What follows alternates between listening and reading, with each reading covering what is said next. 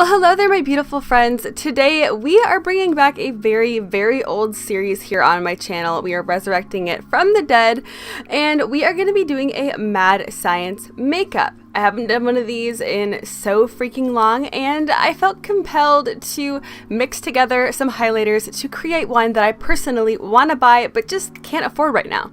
So if you are interested in seeing this so-called dupe of a very expensive highlighter that's on the market, then go ahead and keep on watching and let's jump right on in.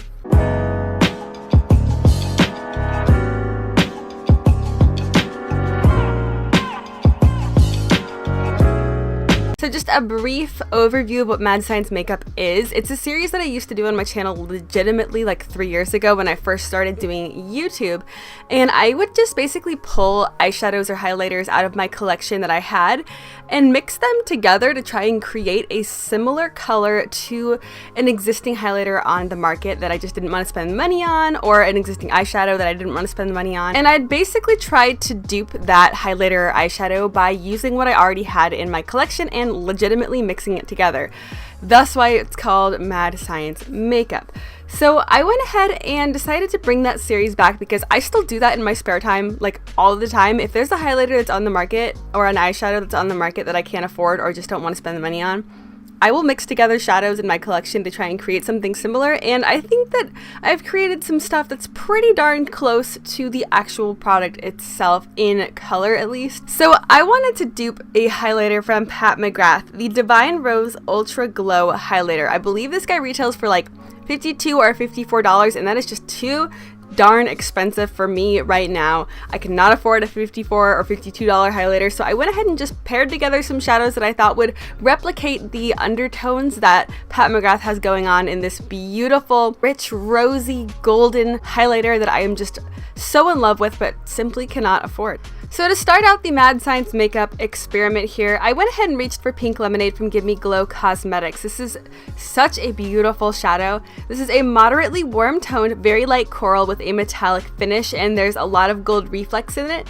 Now this shadow definitely leans more peach and definitely a little bit more coral versus Mcgrath's, which kind of leans a little bit more rosy.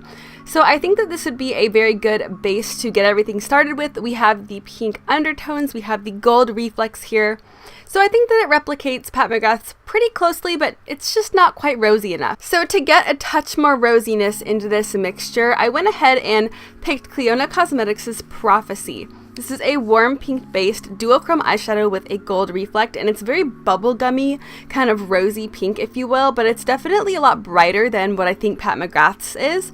Like I said, Mcgrath's is definitely more rosy toned, and this one has a little bit more of a cool, kind of bubblegummy base. It's really beautiful, and it's technically an eyeshadow, but I use it on the cheeks as a highlighter. It is stunning, and I think that adding a little bit more of this bubblegum pink kind of undertone will add a little bit more rosiness to the mixture we have here. The next shadow, I wanted to basically brighten and lighten up the kind of base undertones, if you will, of the highlighter. So I reached for Give Me Glow Cosmetics' Peach Glaze. This is a very light peach toned metallic shadow. It's a little bit of an almost silver reflect to it, if you will. It's a little cooler for being a peach. So I figured that this would mesh really nicely with the kind of goldeny undertones that we've mixed together so far. It would bring a little bit more of a cool toned kind of base to it, which I think Mcgrath's, because of the rosy undertone, it almost leans not quite cool, but it has some cool undertones. So I think this would mix nicely. So here is my empty magnetic pan, and we're basically just going to scrape a little bit of each shadow off into that clear little tray that you see in the background. That is legitimately a Trader Joe's chocolate covered espresso beans lid. I've had this for a long time. I have been basically mixing my shadows and my little creations on top of this little tray for years, since I started doing Mad Science Makeup. So it's been a very trusty pal of mine. But I'm just taking a little bit of each shadow. I'm not dipping the entire, spatula into the pan. I'm not taking half the shadow out. I'm basically just kind of scraping it off little by little. I don't want to take too much of the actual shadow because I love all of these shadows so much. So I'm just taking a little bit.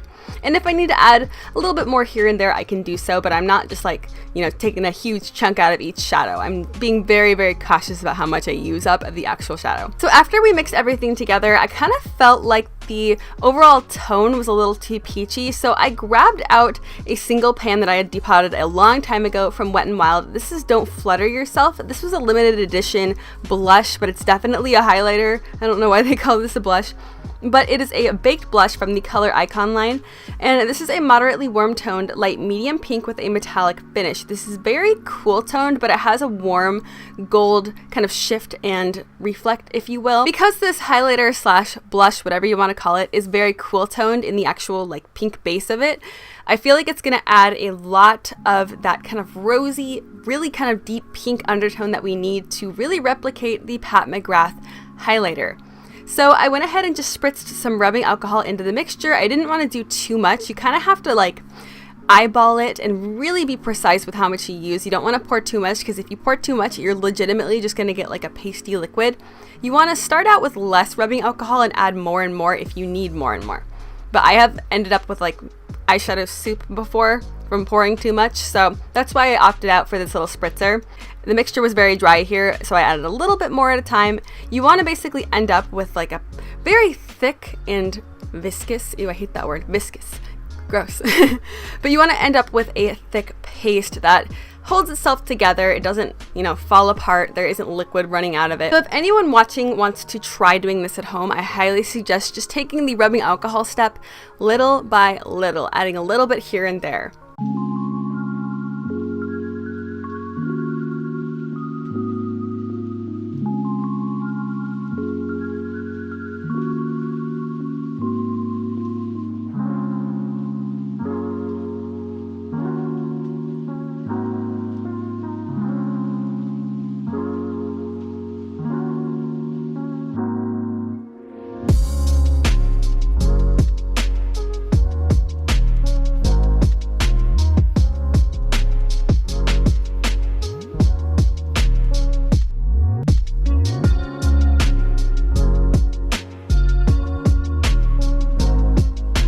So here is my empty pan, and as you can see, I'm just using the spatula to just pick up the formula, the mixture, and just plop it right into the pan. I'm trying to, create an even layer, not have all of it on one side.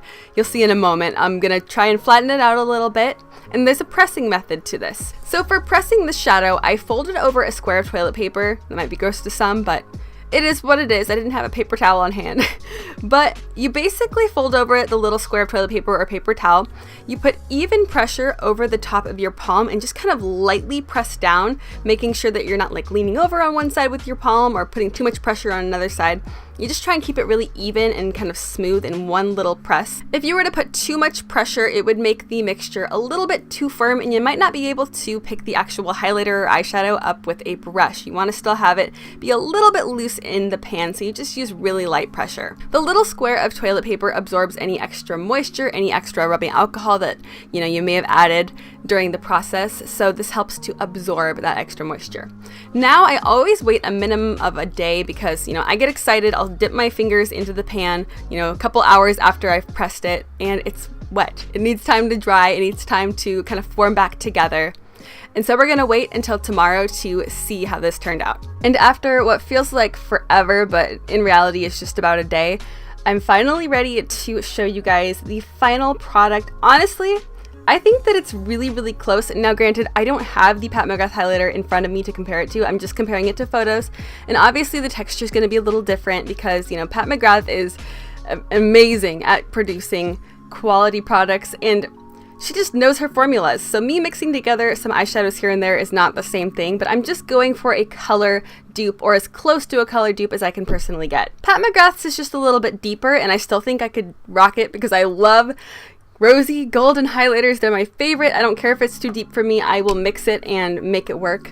But it looks a little bit too deep for my personal skin tone, so I definitely made this one just a touch lighter. But honestly, I think this looks pretty darn close. It's not 100%, but we have the rosy undertones. We have a little bit more of the kind of deep, cooler undertones because of that rosiness, and then of course we have the really, really bright and intense gold shift, which is what I personally prefer.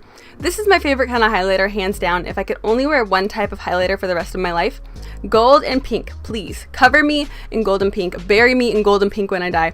I love it so much. So I think that this was definitely a pretty close dupe, and I will be reaching for this all the time to be using on my cheeks, on my eyes, on my inner corner, brow bone, wherever you can highlight, I'm going to be highlighting with this. But I really hope that you guys enjoyed watching today's video and found it entertaining and maybe even helpful if you've been wanting to do something like this at home. I do this all the time, and you know, it works for the most part pretty darn well. I have some highlighters that I've mixed together that are some of my go-tos. Maybe try it at home if you're interested. It's a lot of fun, and you know, it's not always 100% as far as dupes go, but you end up creating something that's unique. But this Mad Science makeup is basically me launching Mad Science makeup back on my channel because I do this all the time, like I said, and I have so much fun doing this. So if I can show you guys some cool ideas or some cool examples, then I would love to. But if you are interested in seeing more Mad Science makeup and you enjoyed today's video, then go ahead and give me a big old thumbs up. And if you are not already subscribed and you want to see more like this, then go ahead and hit that subscribe button down below. But with that being said, I hope you are having an absolutely amazing and beautiful day wherever you are. And thank you so much for joining me here today. I hope you are staying safe. I hope you are happy. I hope you are doing well. And I hope to see you next time. Bye!